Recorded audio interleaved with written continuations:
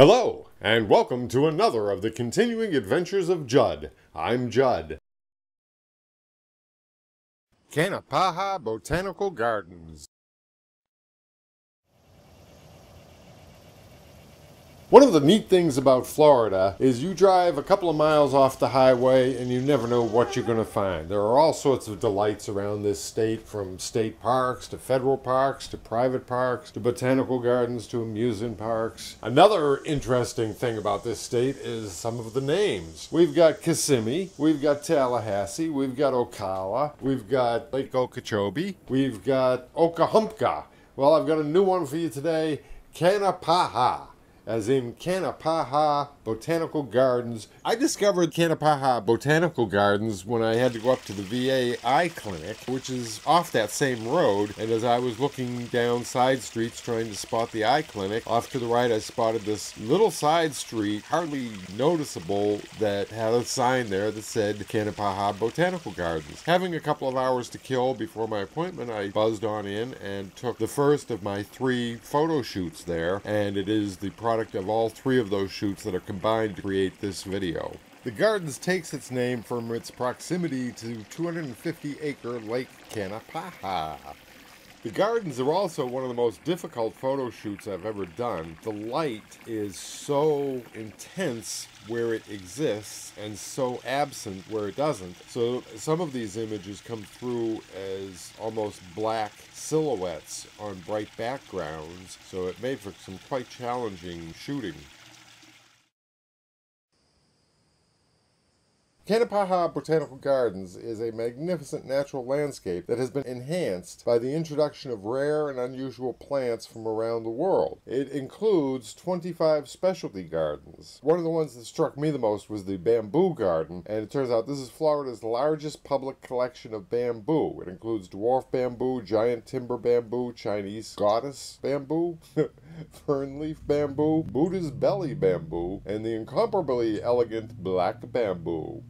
There's also a rock garden. It features a collection of desert plants displayed among huge boulders to create a stunning contrast of textures. There's also a butterfly garden, a vinery. That's fascinating. Some great views in there. Hummingbird garden, a herb garden, a water gardens, a palm hammock, which has some great examples of various palms. The entire gardens is accessible via ECV, mobility scooter, not always on the most comfortable pathways. There is a little tricky part getting through the butterfly gardens, but you actually have to go up through the gazebo, whereas it looks like it ends at the gazebo, so you might want to keep that in mind whether you're walking or on a scooter.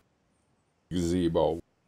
A visit at any given time of year is going to reveal to you very different views of what is there. The summer months, of course, are the peak for the flowers and colors and bright blooms. Other times of the year are going to stress other things. For instance, one visit I went, the lake had a couple of gators in there. The most recent visit I made, it was filled with those giant water lilies, which can get up to 6 feet across. So when you go, makes a vast difference over what you see. But as a tree garden, which is sort of how I saw it, a tree and vine garden, those are the things that struck me the most, and that would apply any time of the year, and you get some very incredible views, scenes, imagery to fill your eyes and mind in looking at that, the trees and vines, just some incredible things there. You can spend an hour, 2 hours a day just enjoying the various environments created throughout this 62 acres. You can choose one and sit there for hours and meditate upon the nature of life, or just watch a flower grow. Or actually at some point you can watch the bamboo grow, because bamboo grows underground for 10 months out of the year, and then for 2 months out of the year it does all the above ground growth, and sometimes growing as much as 2 inches per hour. So you can actually watch the bamboo grow. Visit during April to watch the shoots grow.